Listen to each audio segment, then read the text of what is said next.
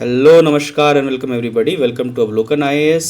मेरा नाम सुदर्शन मिश्रा है और आज के इस सेशन में हम रीजनिंग एप्टीट्यूड के क्वेश्चंस करेंगे और टॉपिक्स समझेंगे एक्चुअली।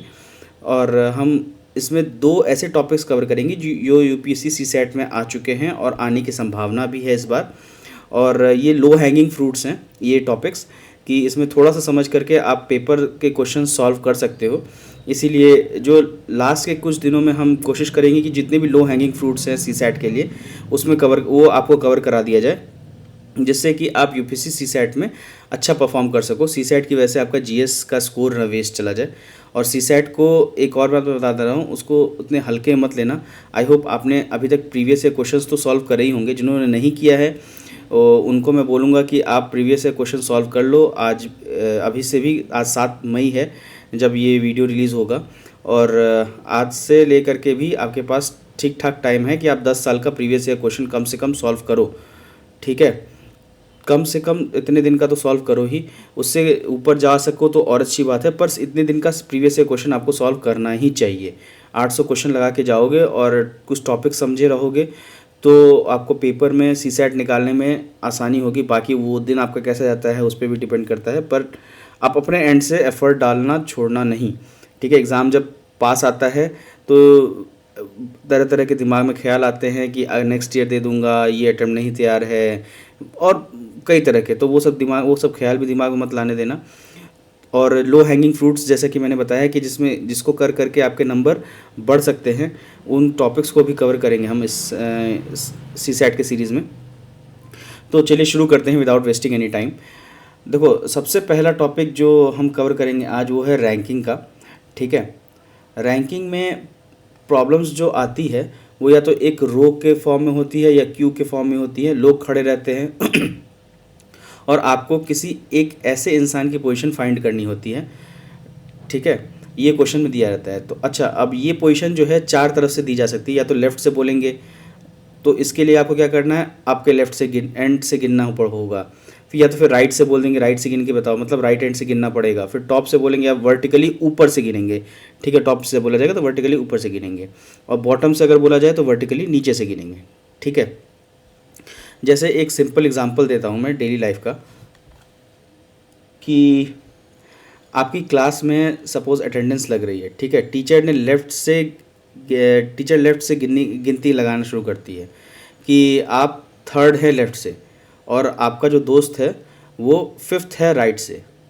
तो इसमें रैंकिंग का कॉन्सेप्ट लगेगा, बस डायरेक्शन चेंज होती है। और इसमें एक सिंपल आपको एक रूल याद करना है कि जब आपका लेफ़्ट रैंक दिया हो तो लेफ़्ट एंड से आपको काउंट करना है, और जब राइट रैंक दिया हो तो राइट एंड से काउंट करना शुरू करना पड़ेगा आपको। ठीक है, वर्टिकली भी सेम लॉजिक लगता है। अब टॉप से काउंट करो या बॉटम से काउंट करो, जो भी जिस तरह का सवाल पूछा है उसी डायरेक्शन के हिसाब से आपको काउंट करना है। ठीक है, तो ये फाउंडेशन है, इसके ऊपर अब फॉर्मूलाज रखेंगे हम, और फॉर्मूलाज आपका ये है। ठीक है, अब इसमें देखो क्या है कि ये 3 फार्मूलाज आपको याद करने हैं। रैंकिंग के 90% के अराउंड क्वेश्चंस इससे सॉल्व हो जाएंगे। सबसे पहला फार्मूला है टोटल पर्सन्स का। ठीक है, अगर टोटल पूछे, टोटल पर्सन, और लेफ़्ट रैंक दिया हो, राइट रैंक दिया हो, तो उसमें हम टोटल पर्सन्स कैसे निकालेंगे, लेफ़्ट रैंक जो भी दिया होगा और राइट रैंक जो भी दिया होगा दोनों को ऐड कर देंगे। ठीक है, उसमें -1 कर देंगे।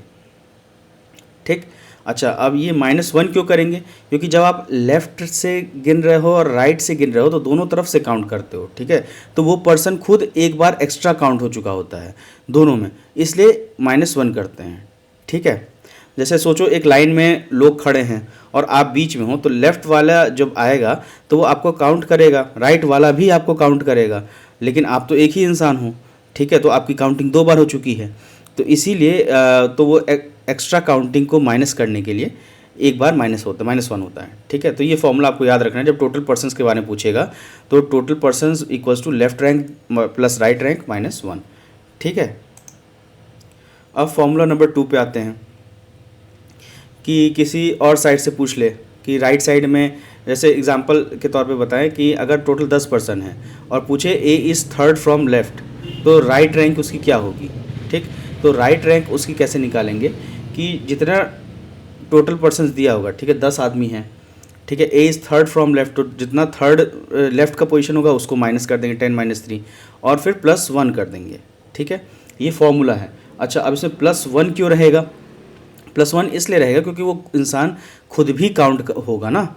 तो इमेजिन करो जैसे 10 लोग हैं, लेफ्ट में 3 लोग हैं, राइट के 7 लोग हैं, लेकिन ए बीच में आता है, तो ए जो है 8th होगा राइट से, ठीक है। आई होप समझ में आ गया होगा। अगर नहीं समझ में आया है तो आप वीडियो को बैक जा करके फिर से सुनना। अगर फिर भी नहीं समझ में आ रहा है तो आप कमेंट में लिख देना कि समझ नहीं आया, या फिर तो हम एक इसके बाद एक गूगल शीट भी रोल आउट करेंगे वीडियो के साथ साथ। जिनको नहीं समझ में आया या इसमें कुछ इश्यूज़ हैं उनको और भी CSAT में, तो वो पूछ सकते हैं। वो गूगल शीट भरना आप, हम will connect to you and then will sort out your doubts, जो भी डाउट्स होगा, ठीक है। अभी इस वीडियो को फिर आगे बढ़ते हैं। तीसरा फॉर्मूला है जिसमें पर्सन बिफोर और आफ्टर और बिटवीन का पूछता है, ठीक है। जैसे एग्जांपल के तौर पे देखो कि सपोज़ आप क्यू में हो, थर्ड में हो क्यू में, ठीक है, और आपका जो फ्रेंड है वो 7th है, तो आपके बीच में कितने लोग हैं, इस तरह के सवाल पूछता है, ठीक है। तो इसके लिए क्या करेंगे हम कि हमारा जो बड़ा वाला नंबर होगा, ठीक है, उसको पहले रखेंगे, उसके बाद फिर जो छोटा वाला नंबर होगा उसको माइनस में दूसरे नंबर पे रखेंगे, ठीक है। तो दोनों को माइनस करके जो भी नंबर आएगा तो वो पोजीशन नहीं होगी, वो पोजीशन नहीं होगी, उसमें -1 भी करेंगे, ठीक है। -1 क्यों करेंगे? वही सेम, क्योंकि आपका 2 बार काउंटिंग हो चुका है इसीलिए, ठीक है। ये फॉर्मूला मतलब याद रखना है आपको, बड़ा रैंक माइनस छोटा रैंक -1, ठीक है। अगर आपसे पूछा जाए कि मतलब 10 लोग दिए हैं, पहले का रैंक ए का रैंक लेफ़्ट से 3 है, फिर बी का रैंक राइट से 7th है, तो दोनों के बीच में कितने लोग हैं, ये क्वेश्चन भी बहुत कॉमन है। तो इसका फॉर्मूला आपको याद ही रखना है, बड़ा रैंक माइनस छोटा रैंक -1, ठीक है। ये फॉर्मूला आई होप आपको समझ में आ गया होगा। नहीं समझ में आया तो जैसा मैंने बोला है कि आप कमेंट कर देना और फॉर्म भर देना, will get back to you. फिर नेक्स्ट पे आते हैं, कुछ स्पेशल केसेस हैं रैंकिंग में। जैसे एक क्वेश्चन आएगा, ए और बी अपनी पोजीशंस इंटरचेंज करते हैं। अब ए लेफ़्ट से x हो जाता है तो टोटल कितने हैं, ठीक है। तो इसमें सिंपल रूल है, जब इंटरचेंज होगा तो ए की नई पोजीशन बी की पुरानी पोजीशन होती है, और बी की जो नई पोजीशन होती है वो ए की पुरानी पोजीशन होती है। तो जब नई पोजीशन दे दी जाए, नई पोजीशन यूज़ करके टोटल फॉर्मूला लगा देंगे, ठीक है। इसको कन्फ्यूजन मत लेना, क्योंकि जो नई पोजीशन दी है ना वही यूज़ करना है हमें फॉर्मूला में, ठीक। और दूसरा एक और केस होता है कि ऑड टोटल का, मतलब एक मिडिल पर्सन होगा और इवन टोटल का पूछेगा तो 2 मिडिल पर्सन होंगे। जैसे एग्जांपल में के तौर पे बताता हूँ मैं कि अगर 7 लोग हैं, ठीक है, तो 4th person is in the middle, और अगर 8 लोग हैं तो 4th और 5th के बीच में दोनों, 4th और 5th दोनों मिडिल में है, ठीक है। ये कब काम आता है? जब क्वेश्चन में पूछे A is in the middle तो फाइंड द टोटल, ठीक। और तीसरा एक और है असेंडिंग डिसेंडिंग ऑर्डर का। तो कुछ रैंकिंग क्वेश्चंस में स्कोर्स या मार्क्स के बेसिस पे रैंक दे देते हैं। जैसे डिसेंडिंग ऑर्डर ज़्यादातर एग्जाम्स में रैंक 1 जो है वो हाईएस्ट मार्क्स का है, असेंडिंग ऑर्डर में रैंक 1 जो है वो लोएस्ट मार्क्स वाला होगा, ठीक है। हमेशा क्वेश्चन में आपको ये चेक करना पड़ेगा क्वेश्चन में कौन सा ऑर्डर मेंशन्ड है, और असेंडिंग है या डिसेंडिंग है, ठीक है। तो ये कॉमन ट्रैप है जो नॉर्मली देते हैं, तो ये आपको ध्यान पर रखना होगा ऑर्डर कौन सा। अगर डिसेंडिंग ऑर्डर में है, जो कि ज़्यादातर एग्जाम्स में यूज़ होता है डिसेंडिंग ऑर्डर का ही, तो जो रैंक 1 होगा उसका हाईएस्ट मार्क्स होगा, ठीक है। और असेंडिंग ऑर्डर में होगा तो रैंक 1 जिसका होगा उसका लोएस्ट मार्क्स होगा, ठीक। तो अब हम ये इतना रैंकिंग बस इतना ही है, ठीक है। टोटल पर्सन फाइंड करना, और उसके बाद फिर क्या कहते हैं, पर्सन फ्रॉम लेफ्ट कितने हैं, पर्सन फ्रॉम राइट कितने हैं, यही 3 तरह के फॉर्मूला जो ये आपको मैंने बता दिया, ये 3 तरह के फॉर्मूले ही पूछते हैं, इसके अलावा नहीं पूछते। ये थोड़ा एक्स्ट्रा में पूछ देगा स्पेशल केसेस रैंकिंग, इसके चांसेस कम हैं, पर मैंने बता दिया फिर भी, ताकि आप जब पेपर करो तो आपको उस समय ये ना लगे कि नहीं ये तो पता ही नहीं था, ठीक है। पर उसके चांसेस बहुत कम है, आपके 80 to 90% क्वेश्चन इसी से आएंगे, total person position from other side and person before and after से, ठीक है। फिर नेक्स्ट टॉपिक पे हम आते हैं कैलेंडर रीजनिंग पे, ठीक। तो देखो कैलेंडर रीजनिंग, अब ये टॉपिक सुन के थोड़ा लोगों को डर लगता है कि यार ये डेट्स ईयर सेंचुरीज बहुत कॉम्प्लिकेटेड हैं, लेकिन कोई भी डेट का वीकडे अगर फाइंड करना है तो सब कुछ ऑड डेज में आपको कन्वर्ट करना है। ये एक मूल मंत्र याद रखना, ठीक है। अगर वीक ऑड डेज में आपको कन्वर्ट करना है तो जैसे मैं आपको एक एग्जांपल के तौर पे दूं, यहाँ से एग्जांपल आपको यहाँ पे देता हूँ मैं, हाँ, odd days and leap years का। अच्छा, एग्जांपल से पहले मैं एक बार समझा देता हूँ कि ऑड डेज होते क्या है। तो देखो, ऑड डेज वही डेज होते हैं जब हमें कोई नंबर दे रखा है, जैसे 8 दिन दे रखा है यहाँ पे या 10 दिन दे रखा है, तो उसको हम 7 से डिवाइड करेंगे, ठीक है। जब 7 से डिवाइड करने के बाद जो हमारे पास रिमाइंडर बचेगा 7 से, क्योंकि एक हफ्ता 7 दिन का होता है, ठीक है, तो 7 से डिवाइड करेंगे, जो रिमाइंडर बचेगा वही ऑड डे होता है। जैसे एग्जांपल के तौर पे देखें तो 8 डेज अगर दिया है तो उसमें 1 ऑड डे है, ठीक है। 15 दिन दिए होंगे तो उसमें 2 हफ्ते हो गए, फिर 1 ऑड डे रिमेनिंग। फिर अगर 14 डेज दिया हुआ है तो 0 ऑड डे रिमेनिंग। 10 डे दिया हुआ है तो 3 ऑड डेज रिमेनिंग, समझ गए। तो ऐसे ही डिवाइड करके होगा। अच्छा, और एक ये फैक्ट है, आपको याद रखना पड़ेगा, नॉर्मल डे यानी नॉर्मल ईयर यानी एक साल का जो नॉर्मल ईयर होता है, जैसे 2025 नॉर्मल ईयर है, 26 नॉर्मल ईयर है, 27 नॉर्मल ईयर है, 2028 जो है, जो 4 से डिवाइड होता है वो नॉर्मल ईयर नहीं होता, ठीक है, वो लीप ईयर में आता है। और लीप ईयर के भी कैलकुलेट करने के और भी तरीके हैं, वो बताऊँगा अभी आगे चल के। तो वो लीप ईयर्स में आएंगे, उनमें 366 दिन, 366 डेज होते हैं। नॉर्मल ईयर में हमारे पास 1 ऑड डे रहता है, ये आप लिख लो कहीं और याद रख लो। नॉर्मल ईयर में 1 ऑड डे रहता है, ठीक। और लीप ईयर में हमारे पास 2 ऑड डे हो जाते हैं, ठीक है। और कितने वीक्स होते हैं? 52 वीक्स होते हैं नॉर्मल ईयर में। फिर लीप ईयर में भी 52 वीक ही होते हैं, बस 2 ऑड डे एक्स्ट्रा होते हैं, ठीक है। तो लीप ईयर के रूल्स हम देखते हैं, ये थोड़ा क्रिटिकल है।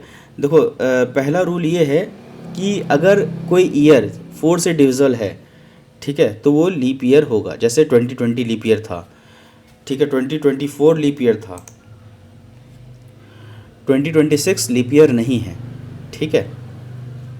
अगर सेंचुरी, दूसरा रूल ये है कि अगर सेंचुरी ईयर्स हैं, जैसे 100, 200, 1700, 1800, इसके लिए 4 से नहीं 400 से डिविजल होना चाहिए, ठीक है। जैसे 1600 है तो 1600 को 400 से डिवाइड करेंगे तो आंसर इसका क्या कहते हैं, लीप ईयर आएगा, क्योंकि रिमाइंडर बचेगा नहीं, लीप ईयर, ठीक है। और जैसे 1700 है तो 1700 को 400 से डिवाइड करेंगे तो इसमें डिविजिबल नहीं होगा पूरा कंप्लीटली, तो वो लीप ईयर नहीं है, ठीक है। इसीलिए सिर्फ जो 4 से डिविजिबल है यही फैक्टर नहीं देखेंगे, सेंचुरी ईयर्स के लिए 400 से डिवाइड करना होना चाहिए, ठीक है। क्योंकि अगर आप सिर्फ 4 से डिवाइड करोगे तो 1700 आपका 4 से डिवाइड हो जाएगा, 1800 4 से डिवाइड हो जाएगा, लेकिन वो लीप ईयर्स नहीं थे, ठीक है। तो उसके बाद फिर ये दो रूल्स आपको याद रखने हैं। ये दो रूल याद रखना आप ध्यान से, क्योंकि इसमें मिस्टेक करोगे तो फिर आपका पूरा क्वेश्चन ही गड़बड़ हो जाएगा, ठीक।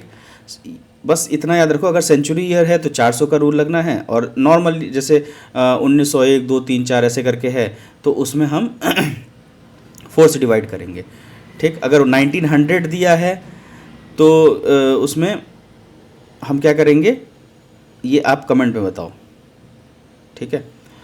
तो उसके बाद में फिर ये हो गया आपका ऑड डेज और लीप ईयर्स का बेसिक जो आपको याद रखना है।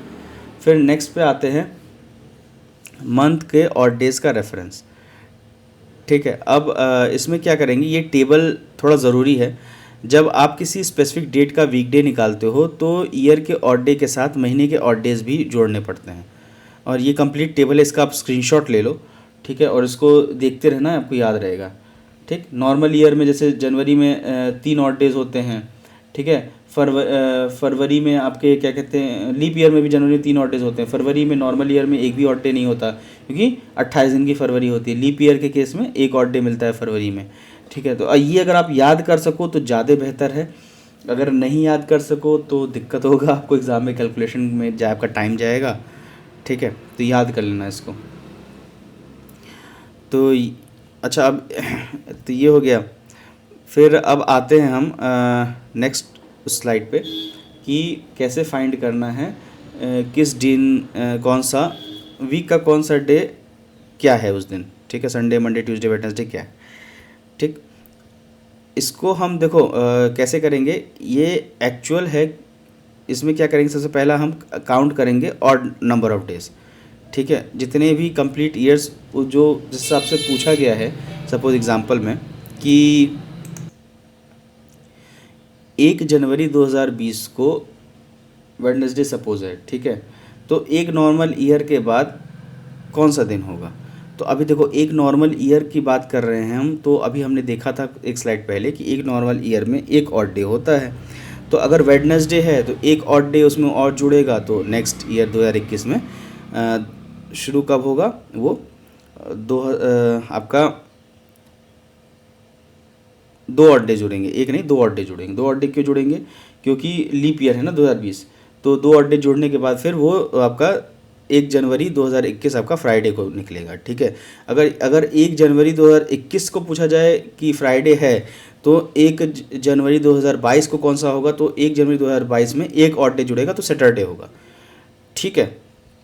तो सिर्फ ऑड डेज को जोड़ने से आपका कैलेंडर रीजनिंग का काम हो जाता है, ठीक है। बस ऑड डेज आपको याद रखने हैं। ऑड डेज में आपको ये, अगर ये वाला चीज़ याद रखोगे, ये मंथ का याद रखोगे, जैसे आपसे पूछ दिया कि 6 जनवरी, सपोज 6 अगस्त को कौन सा ऑड डे रहेगा, 2020 में कौन सा ऑड डे रहेगा, ठीक है। और अगर हम काउंट करें यहाँ 2019 से या 2020 से करके, ठीक है, तो ये ऑड डेज का ही पूरा खेल है इसमें, और कुछ नहीं है इसमें, ठीक है।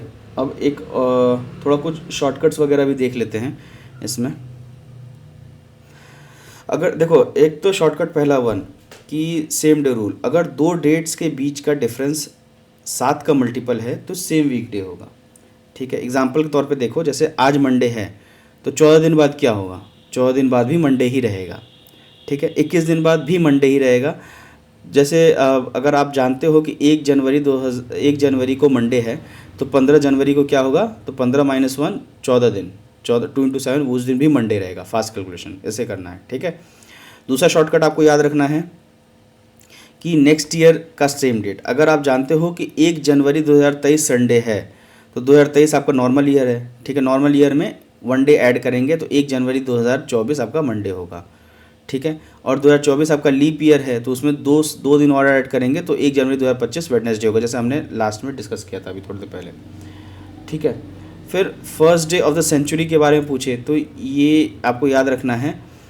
कुछ ये फैक्ट्स हैं, आपको ये याद रखना पड़ेगा कि 1600 में, मतलब 1600 ईयर में फर्स्ट डे जो था वो सैटरडे था, 1700 में फ्राइडे था, 1800 में वेडनेसडे था, 1900 में मंडे था और 2000 में सैटरडे था, ठीक है। आपको ये याद रखना पड़ेगा, क्योंकि इससे ये याद रख लोगे ना तो क्वेश्चन सॉल्व करने में थोड़ा आसानी हो जाएगी। अगर अच्छा, ये एक और बता दो, ये थोड़ा आगे लेवल का है, इतना टफ यूपीएससी पूछता नहीं है, बट फिर भी अपनी तैयारी रहे इसलिए मैं बता दे रहा हूँ कि फर्स्ट डे ये ट्रिक आपको याद रखने की ज़रूरत है, ठीक है।